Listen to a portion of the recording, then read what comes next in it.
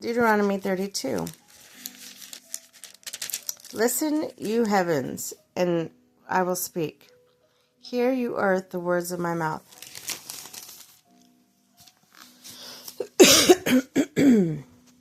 Let my teachings fall like rain, and my words descend like dew, like showers on new grass, like abundant rain or a tender plant. I will proclaim the name of the Lord. O praise the greatness of our God. He is the rock. His works are perfect, and his ways are just. A faithful God who does no wrong, upright and just is he. They are corrupt and not his children. To their shame they are warped and crooked generation.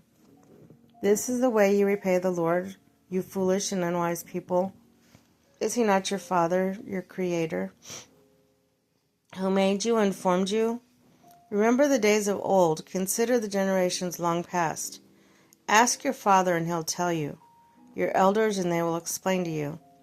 When the Most High gave the nations their inheritance, when he divided all mankind, he set up boundaries for the peoples, according to the number of the sons of Israel.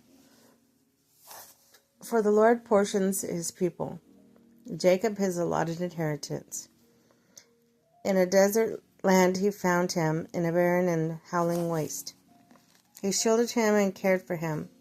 He guarded him as the apple of his eye, like an eagle that stirs up its nest and hovers over its young, that spreads its wings to catch them and carries them aloft. The Lord alone led him. No foreign god was with him. He made him ride on heights of the land and fed him with the fruit of the field. He nourished him with honey from the rock, and with oil from the flinty crags, with curds of milk from herd and flock, with fattened lambs and goats, and with the choice rams of Bashan and the finest kernels of wheat. He drank the foaming blood of the grape. Jeshurun grew fat and kicked, filled with food. They became heavy and sleek. They abandoned God who made them and rejected the rock, their Savior. They made him jealous with their foreign gods and angered him with their detestable idols. They sacrificed to false gods which are not gods, gods they had not known, gods that had recently appeared, gods your ancestors did not fear. You deserted the rock who fathered you. You forgot the God who gave you birth. The Lord that saw this and rejected them, because he was angered by his sons and daughters. I will hide my face from them, he said, and see what their end will be, for they are a perverse generation. Children who are unfaithful, they made me jealous by what is no God, and angered me with their worthless idols. I will make them envious by those who are not a people.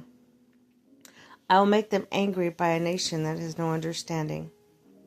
For fire will be kindled by my wrath, one that burns down to the realm of the dead below. It will devour the earth and its harvests, and set afire the foundations of the mountain. I will heap calamities on them, and spend my arrows against them. I will send a wasting famine against them, consuming pestilence and deadly plagues.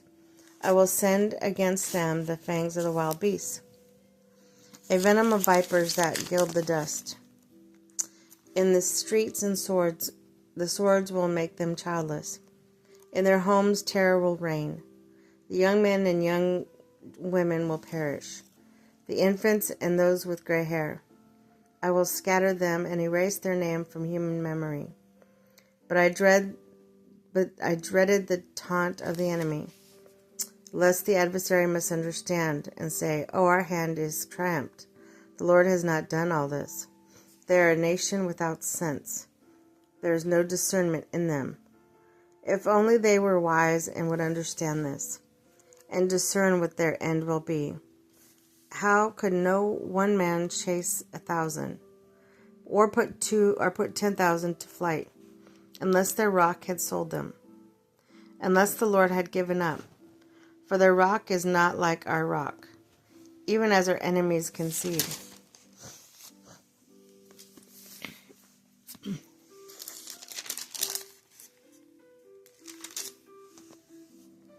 Their vine comes from the vine of Sodom and the fields of Gomorrah. Their grapes are filled with poison, their clusters with bitterness. Their wine is the venom of serpents and deadly poison of cobras. I have not kept this in reserve and sealed in my vaults.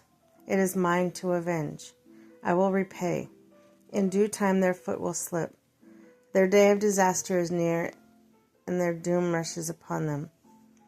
The Lord will vindicate his people and relent concerning his servants. When he sees their strength is gone and no one is left, slave or free, he will say, now where is God, their God? The rock they had took refuge in. The gods who ate the fat of their sacrifices and drank the wine of their drink offerings. Let them rise up to help you. Let them give you shelter. See now what I myself am he. There is no God beside me to put to death and bring to life. I have wounded and I will heal. And no one can deliver out of my hand. I lift my hand to heaven and solemnly swear, as surely as I live forever, when I sharpen my flashing sword and my hand grasps it to judgment, it will take vengeance on my adversaries and repay those who hate me. I will make my arrow drunk with blood and my sword devour flesh. The blood of the slain and captives, the head of the enemy leaders. Rejoice, you nations, with his people, for he will avenge the blood of his servants. He will take vengeance on his enemies and make atonement for his land and people. Moses came with Joshua, son of Nun, and spoke the words of his song in the hearing of his people.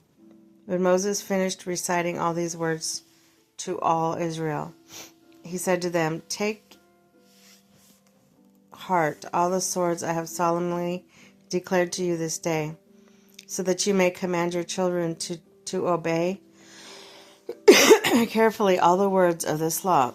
They are not just idle words for you. They are your life. By them you will live long in the land you are crossing the Jordan to possess. Moses to die on Mount Nebo.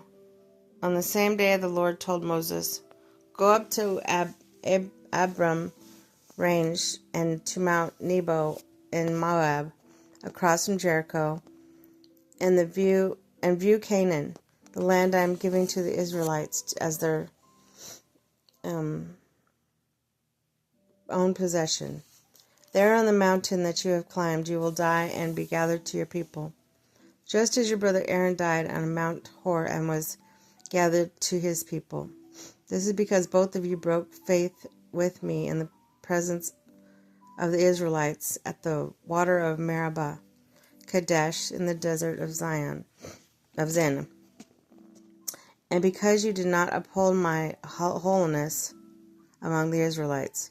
Therefore you will see the land only from the distance. You will not enter the land I am giving to the people of Israel.